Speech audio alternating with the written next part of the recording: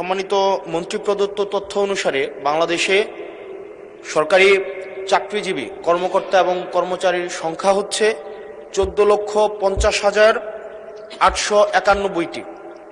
এই 14,50,891টি পরিবারের সর্বশেষ বেতন বৃদ্ধি হয়েছে 2015 সালে, আর বর্তমান হচ্ছে 2026 সাল।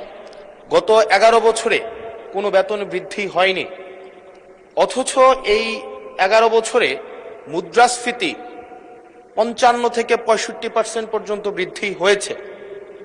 মাননীয় মন্ত্রী মহোদয়ের কাছে প্রশ্ন, এই 14,50,891টি যে পরিবার রয়েছে, প্রথম শ্রেণী থেকে চতুর্থ শ্রেণী কর্মকর্তা এবং কর্মচারীদের সরকারি তাদের বেতন বৃদ্ধির জন্য, যদি এটি আপনার মন্ত্রণালয়ের না, আপনারা অর্থ মন্ত্রণালয়ে তাদের বেতন বৃদ্ধির জন্য কোনো প্রস্তাব পাঠাবেন কিনা, এবং এই নিয়ে বর্তমানে আপনাদের প্রণীত যে নীতিটি রয়েছে সেটি আমরা জানতে চাচ্ছি।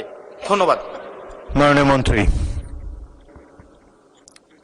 মাননীয় স্পিকার, ইতিমধ্যেই পে কমিশন গঠিত হয়েছে আমরা জানি।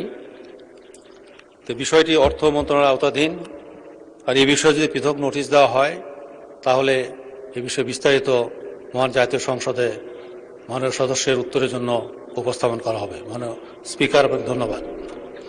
ধন্যবাদ মাননীয় মন্ত্রী।